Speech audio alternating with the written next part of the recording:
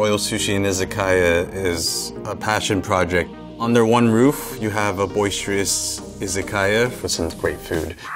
Tucked away behind the Norin curtains of the izakaya, I have my omakase service. Omakase literally means I'll leave it up to you. So it's a chef experience where you get to see the chef's vision. And there I do my 17-course, $300 omakase for 16 people a night, 8 people a seating.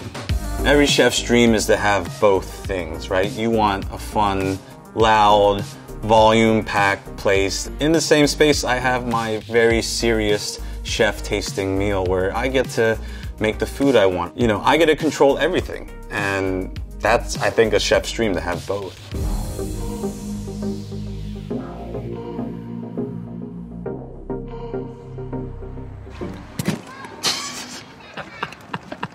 Hey, I'm Jesse Ito. I'm the chef owner here at Royal Izakaya. 10 hours before omakase service. Fish is coming in right now from Japan. Let's bring it on in.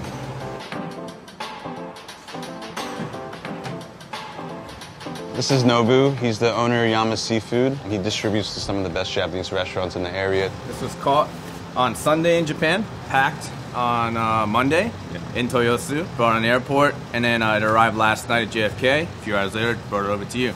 Today's Tuesday, yeah. This bill's pretty big. So long that it's on a 2-pager. It's pretty big. 400. Not your biggest, but. Yeah, but that's just for today. There's 3 more deliveries. Tuna, bluefin. Oh my God, it's heavy.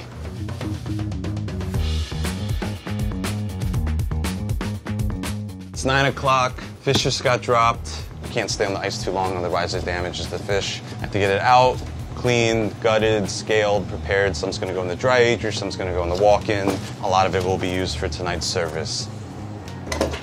Here are some farm mackerel. Mackerel is my favorite fish. It's oily, it's fatty. I also gravitate towards fish that I think are a challenge for the American palate. Growing up in my dad's restaurant, mackerel was a fish that a lot of customers immediately said no to. They probably had a bad experience. It's a very technical fish because of the oil content. It has to be extremely fresh. That fish gets salt cured, gets vinegar soaked. I like a good challenge. I like to let diners know that things they may not have thought they liked, they actually love.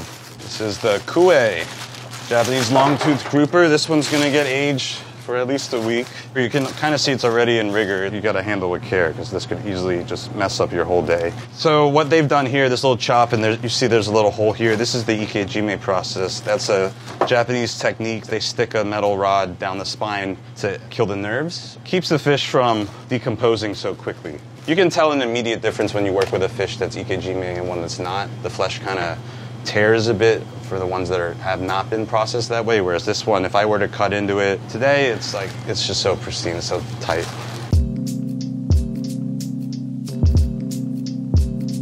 Got a ton of fish I gotta break down right now. I usually have a couple more hands, but since we have so much fish, I came in a little early to get started. But between 3 sushi chefs, we usually spend about 4 hours getting all this fish broken down, sorted out, plus a couple more hours of skinning, slicing, getting ready for service. I always start my fish prep with the fish that have to get salted or cured first, because that takes time. So we're gonna start with the Spanish mackerel. All right, so first part cleaning process, we go cut the fins off. You just wanna get as much as the guts out as possible. That's what really rots it very quickly. Salt curing, what it does is essentially pull out a lot of the excess moisture. Mackerels, it's important because we're gonna vinegar soak later, so it allows the vinegar to penetrate easier and better. So that's gonna salt cure for about 20 minutes. So let me get the squid out. This is the Iori Ika, big fin reef squid. I love using this squid specifically from Japan. This one is super meaty, sweet, delicious. You cannot get this from America, this squid. Yeah, this is a $72 squid to understand this cost. Woo! There we go, ink sac intact. You do not want to pop that. This is the spine. This is the only kind of bone in the squid. I guess it's not a bone, it's like cartilage. The squid has millions of layers of skin on it. But you just take a towel or a paper towel, and if you just go like this, you see this film, like that? You want to get this layer off. Rubbing squid skin off, sticking my hand in fish stomachs to take all the guts out. That's my zen time. So Ishigaki dai, spotted knife jaw bream, also known as barred knife jaw bream because of these crazy spines it has. This is one of my favorite fish to work with. I'm using it for the omakase this season. So this one's going to get aged, so it has to get cleaned very well. This process, tsukibiki, is the knife scaling. Just removes the scales off of the skin. Fish like this one, this Ishigaki dai, you have to do it this way because the scales are so compact that if you use another scaling tool, they just won't come off. And they'll end up all over your cutting board. You have to do the entire thing by hand. So this is going to take a bit of time. Growing up in my dad's restaurant, my dad's from Kyushu, Japan. He's a classically trained Japanese chef. My mom's from Seoul, Korea. They opened a restaurant in 1979. One of the first Japanese restaurants in South Jersey called Fuji. I started working there when I was 14. So I learned everything, like the foundation of what I know there. These fish heads, we actually save them and the collars, and we're gonna use them in the izakaya. They're gonna be fried. It's a dish called kabutoage, served with the ponzu sauce. Getting the best meat available for a great price. So we cross-utilize a lot of things, so there's zero waste. It's 10 o'clock. I'm gonna break down the tuna upstairs. I did what I had to do down here. This is like 120 pounds. It's from a 500-something pound fish from Spain. All right, here we are. This is the sushi bar. This is where the omakase happens. I do 2 seatings a night, 17 courses. Gotcha. 1, 2, 3. Oh my God. That is a big tuna. This is the belly cut. All of this right here, this is otoro. This is the super fatty tuna belly. And all of here, this is going to be chutoro. And this is the akami, the lean part. This is the kama. So this does have kama toro here. This is good if you grill it or torch it. It has a lot of muscle tendon, so it's very chewy, but delicious if you cook it. When I do this, I'm measuring for a saku cut. So this is like the length of the fillet you want to work with for sushi. When it gets cut into that like long rectangular shape, this is the size. So I'm gonna just cut it down in usable chunks. Parts of it that are more chewy, the tail end or end bits, that'll be put off to one of my sous chefs. Some of it's going to get dry aged, some of it's going to get used today, and some of it's not going to get dry aged. It's going to be stored and probably used tomorrow. This loin right here is $2,500. Yeah, this is $2,500 of fish. Tuna is a quintessential sushi fish because of just the flavor. I mean, when you eat bluefin tuna like this, there is nothing that tastes like this. The umami, the depth of flavor, the fattiness, the richness. This paired with nice acidic rice, soy sauce, it's like the perfect bite. This is a special paper called Meguro paper. Each roll costs $10. I mean, it's a highly absorbent, thick paper that just maintains the quality of fish, especially for tuna, but we use it for everything. So 120 pound of that bluefin, we're gonna go through that in 5 days. Truly wild. Go birds. So this here is Edwin. He's one of our sushi apprentices here. He's gonna be wrapping all the tuna to put away in the walk-in. That's it for the breakdown as of right now. It'll continue through the day, but I'm gonna get the rice started since that takes some time. Okay, it's 11 o'clock. Let's start washing. We do 3 batches of this a day, but my omakase rice, I use a special grain, special vinegar. This is called the hitomebore. It means love at first sight. This is my akazu rice vinegar. It has to stay closed and contained to keep the acidity of the vinegar. You can't keep it open. This is the rice washing process. Sushi rice is a little sticky. It's mainly because of just this natural starch on the rice. You see the starch coming off right now. You don't want it to be too sticky where it's like unmoldable. You also don't want it to be too soft, too hard, so it's so technical to get this part right. I always equate nigiri to clay work, which is what I love doing in pottery. You're just molding the rice, and the better the rice, like the better clay, the better your product. But this is the most technical part of the day, actually. Rice is way more important than the fish. Obviously, you need great fish, great product to make great sushi, but if you don't have good rice, it doesn't matter how good the fish is. So rice is straining for 8 minutes. Hey, timer just went off. Gotta cook the rice. This is the rice net. We use the net so we can easily pull it out. Otherwise, the rice kind of sticks to the pot. Do 36 minutes in this gas cooker. Always double check that the flame's on. In the beginning, I have hit that switch and the flame did not go on. And then 36 minutes later, you're left with some really wet raw rice and a really, really messed up day. While the rice is cooking, let's go over here. This is another sushi apprentice, Elmer. He's been with us for over a year, started as a dishwasher, super skilled. He is taking all that toro, that muscle part that's super chewy, scraping all out, and then he's gonna go in it again to take out even more connective tissue. So it's like a super labor-intensive process. This takes a lot of time, a lot of effort, but if a restaurant can do this, that's how you utilize a whole tuna. Rice is cooking. While that's cooking, this is the dry ager. Dry ager, built for beef, but I mean, I think, and fish.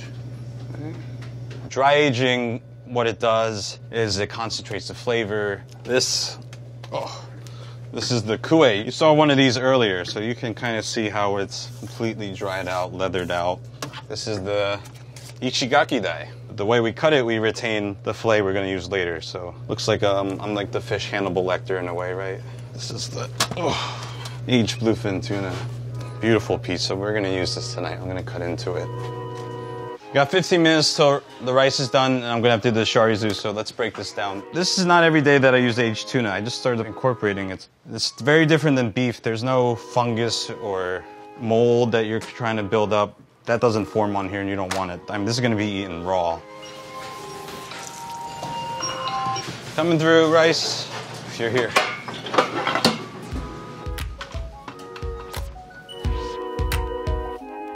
Rice is cooked. This is the sharizu. This is the process of incorporating my rice vinegar mixture into the rice. It has to happen right now when it's steaming. This process is important, one, for germification. The acidity prevents it from building up mold or building up any bacteria.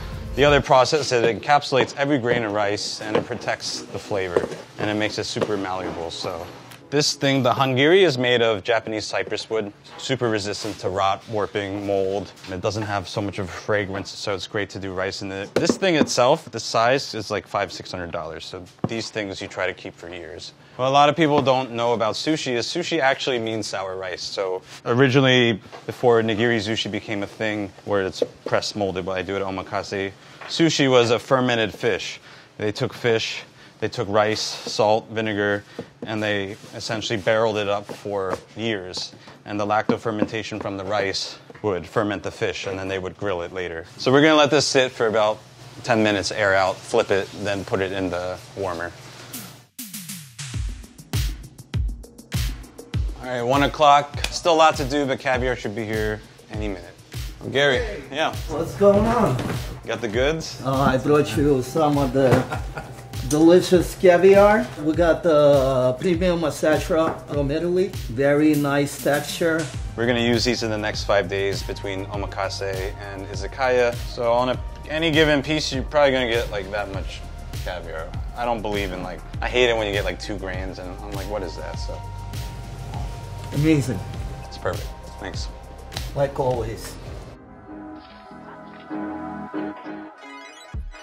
It's 1:30. It's time to get slicing on some of this fish, get ready for service. So first I'm going to start with the king salmon belly from New Zealand. This is a yanagi, Japanese fish slicer, single bevel. It's a special Damascus metal. You can kind of see that design. It's made from the nohi. This one takes like a year or 2 to get. I like it because it's just very agile. I do a lot of unique slicing based on the fish, based on the way it eats, the texture, if it's going to get torched or not, presentation. You'll see some pieces get double cut. That's either for looks or it's also in case there might be a pin bone that broke off. So if you do a double slice, you'll catch that.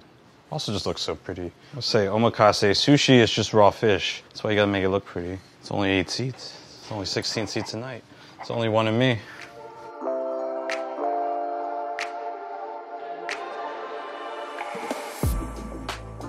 It's 2:45. We're in the izakaya. I'm here with Chef Justin. He runs the izakaya menu. I run the omakase. Justin and I have been working together for a few years now. He's super talented. We, depend on each other for each other's opinions on the food. It's nice to kind of have that backing or that person to bounce ideas off of. So we're doing yaki gyutan, which is grilled beef tongue. We braised the beef tongue, and then it is marinated in mirin, soy, and sake. And then there's two sauces. There's a salsa matcha, and then there's a shio negi, which is like the traditional Japanese garnish for this dish. Charred scallion, raw garlic, sesame, some lime to tie the two sauces together. That sounds really amazing. So while I'm a sushi chef, restaurateur type of person, I also love photography, and I do all the social media photography for the restaurant. So let's head on upstairs to get this shot. So we're in my office right now, standing right on top of the izakaya. This is where I do all my photography to get all the specials done, to get the menu photographed. I got my light box here, big diffuser. This is my Canon R6 Mark II. I just upgraded finally. I go for up close and personal. Normally, if we have an izakaya special, I'll set aside about 10-15 minutes to get it photographed. I do have to upload this on my computer, get it edited. I'll send it over to my GM, Nicole, and she'll get it up on Instagram. It's 3:25. We still got a lot more to do. What I'm working on right now is the omakase menu. It's dated, so I do it every day, and obviously there might be some changes. I have to do it right now to get it to the team so they can print it, get it folded, stamped, and ready to go. So let's get going. 4 o'clock.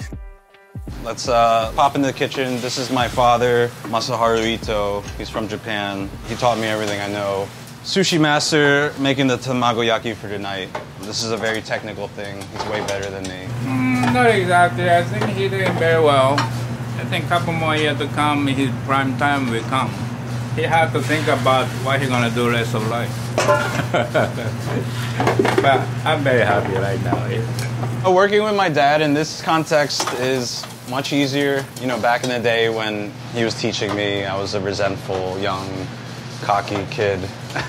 Now it's great. He gets to go home early. I handle all the problems, and it feels good. This tamagoyaki is essentially like a sweet, savory egg omelet. It's the most technical egg omelet you can make just because of the motion required to do it. You can see he's kind of doing this flipping motion in a square copper tamagoyaki pan. So it's very technical, very hard to get that motion down. Okay, it's 4:30. I'm going upstairs to take a 20-minute break. It's the only time I get, so let's go. I'm gonna eat my lunch.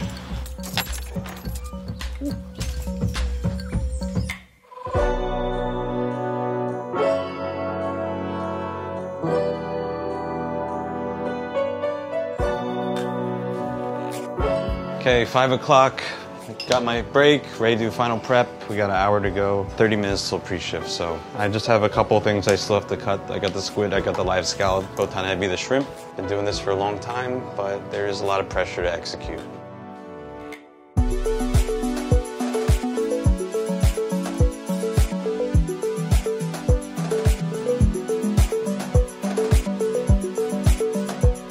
It's 5:30, time for pre-shift. I'm here with Samantha. She's my omakase server, my wingman. She's been here for 7 years working with me. What do we got tonight? So 2 allergies tonight. One guest at 6 o'clock has a mackerel allergy, and another guest at 6 o'clock cannot eat shrimp. That is all. Today we are booking Tuesday, February 20th, and Wednesday, February 21st. It's pretty far That's out. the first date we have available. Great. For tonight, the shimaji, the kue, the ichigaki dai, nodoguro, and the akami and toro are all dry-aged. For add-ons, I have the A5 Wagyu, caviar toro, Hokkaido uni, so I have a very special one in case people want to get it. We have the spicy crunchy tuna tamaki, toro uni, caviar tamaki, and my dad's tamago. It's 5:40. We got 20 minutes till service starts. Samantha, we can start seating 10 up, so in 10 minutes. Otherwise, you know, we're about to do what we do every day. The show begins soon. Omakase is a performance in the sense that everything leading up to it is very physical, technical, fast-paced, precise work, and the clock is just ticking, ticking, ticking. And everything leads up to this one moment where the show begins. The guests are seated and we get going. At that point, everything's pretty much prepared. It's just assembling the nigiri. But the assembly part is, to me, it's like a dance.